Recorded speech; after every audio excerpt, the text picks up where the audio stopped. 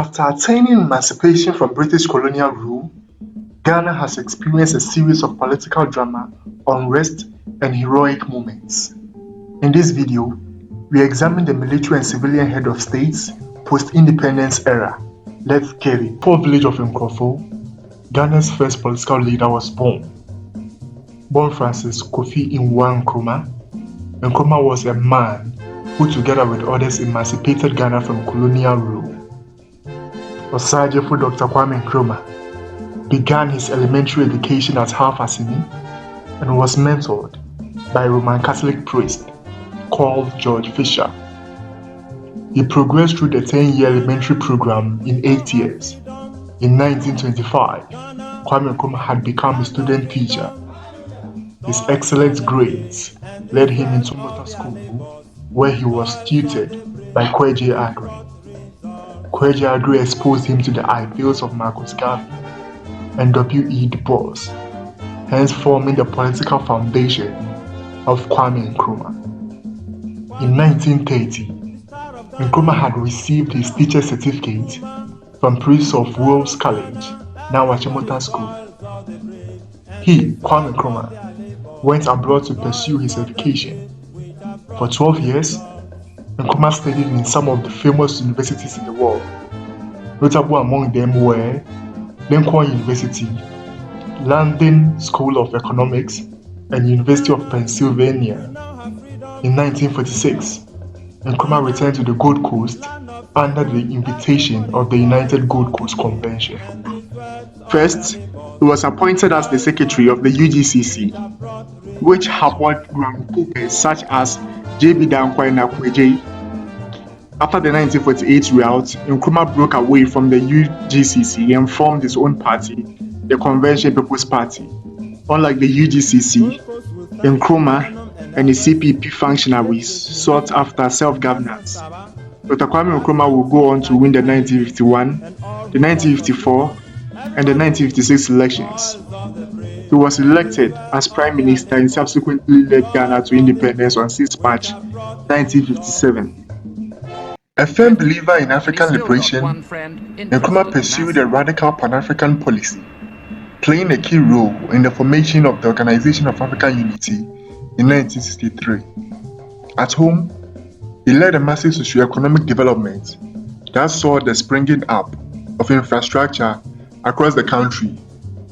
During his tenure, the Akosombo Dam, Temamoto Way and Harbour were made. As time passed, he was accused of being a dictator. In 1964, he formed a one-party state, making him president for life.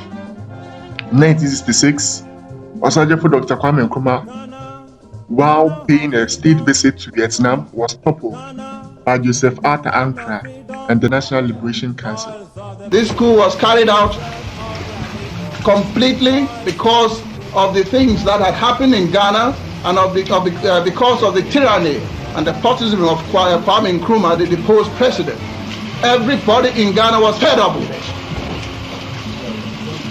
And therefore you could see the spontaneous result which followed the coup. You would have seen when you were coming probably thinking that Ghana would have been put under curfew or all other things, but nothing was done. There was no brain behind it. It was work from us and from within, without the aid of anybody, any foreign country or any country.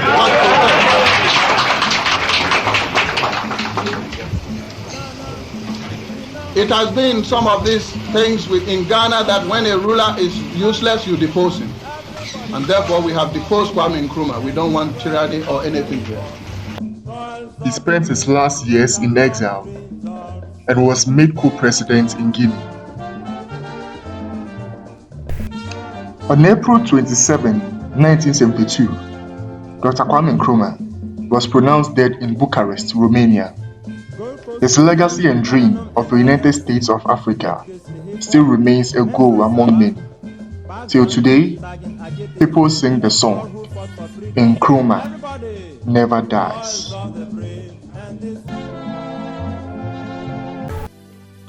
Lieutenant General Joseph Arthur Ankra succeeded Dr. Kwame Nkrumah after the 1966 coup. I had been told I need no introduction myself. But on my left here is the Commissioner of Police, Mr. Harley, who is the Deputy Chairman of the National Liberation Council. On my right is Major General E.K. Kotoka, who is the second member or the first member of the National Liberation Council. Ankra was born on August 18, 1915 in Accra to Samuel Paul Kofi Ankra and Beatrice Abashi. Nicknamed Patapa Ankra in his secondary school's days at Accra Academy, he had established himself as a forceful footballer. After obtaining the senior Cambridge School certificate in 1937, Ankra then joined the Ghana Civil Service, and in 1939, he joined the Gold Coast Regiment. He became the first African officer in the Gold Coast Army to graduate from the Marchfield Officer Cadets Training Unit in the United Kingdom. Him is a criminal wanted in Ghana, so that we put him in the cold ice chest.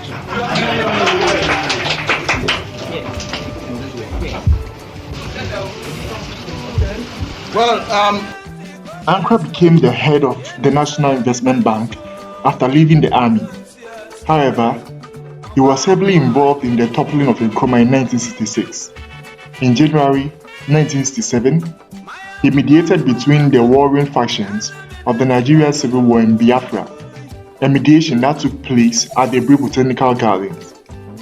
He was forced to resign as chairman of the NLC and head of state over a bribery scandal. He died on November 25, 1992, at age 77. Lieutenant General Amankwa Efrifa succeeded General Ankra. Akwesi Efrifa was born at Mampong in the Setua West district of the Ashanti region of Ghana. He then continued with his secondary school education at Adisadel College, but unfortunately got expelled.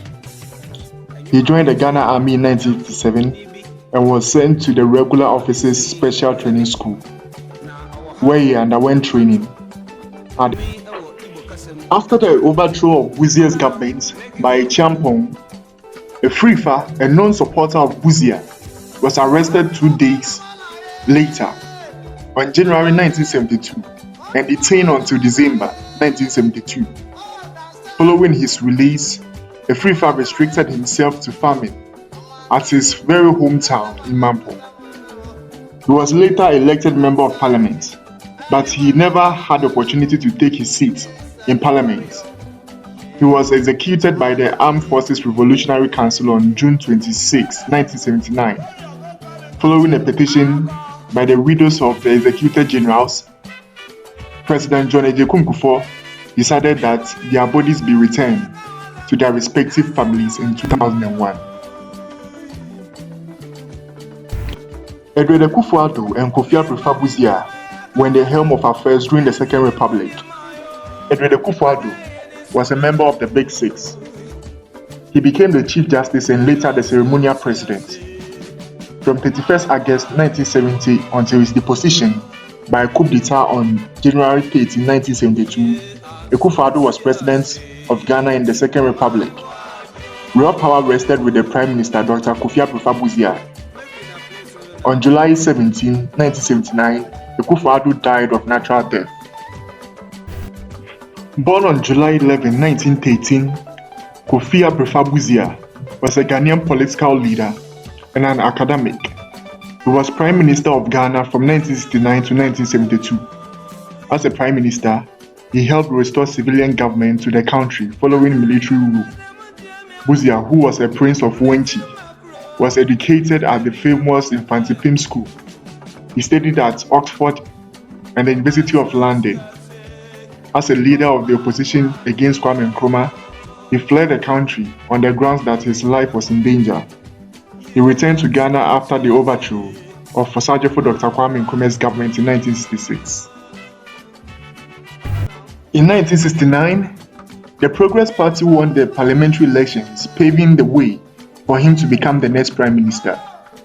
While he was in Britain for a medical checkup, Colonel Ignatius Kutu Echampong overthrew his government on January 30, 1972. Busia remained in exile in England, where he died from a heart attack in August 1978. Ignatius Kutu Echampong was born on September 23, 1931 to Catholic parents. He attended the Roman Catholic schools at Trelbrom and the St. Peter's School. He then attended the Central College of Commerce at Agunas Retro. Echampong led a bloodless coup d'etat to unseat the government of the Progress Party and its leader Kofi Abufar-Busia. Echampong sought to perpetuate a union government or UNIGO. This became a very contentious national issue which was opposed by many. Echampong was deposed in a palace coup along with the General Kweku Uduka by firing squad on June 16, 1979, 10 days before the execution of General Frifa and Ekufu. Notable among Echampong's achievements was the Operation Feed Yourself and Operation Keep Right, aimed at promoting self-reliance. Lieutenant Frederick Ekufu was born at Ikropo in the eastern region of the Republic of Ghana. He completed his secondary school education at the Presbyterian Boys Secondary School in 1955 at Odumasi Krobo.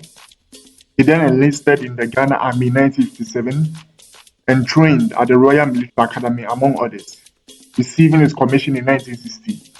On October 9, 1975, Lieutenant Fred Ekufu was appointed member of the ruling Supreme Military Council government due to his position as the Ghana Army Commander. The changeover to date has been smooth.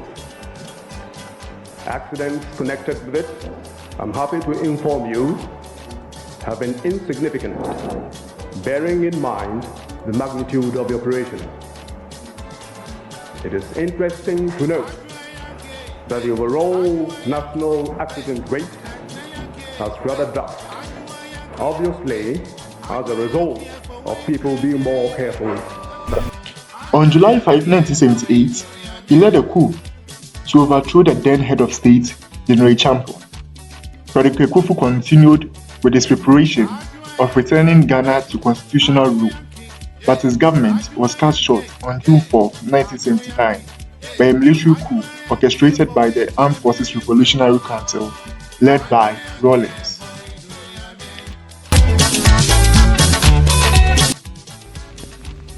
Now that the people of Ghana have democratically elected me to their president, I call on all, in the true spirit of patriotism, to come together as one united country, determined to solve the many and difficult problems facing us. Let us marshal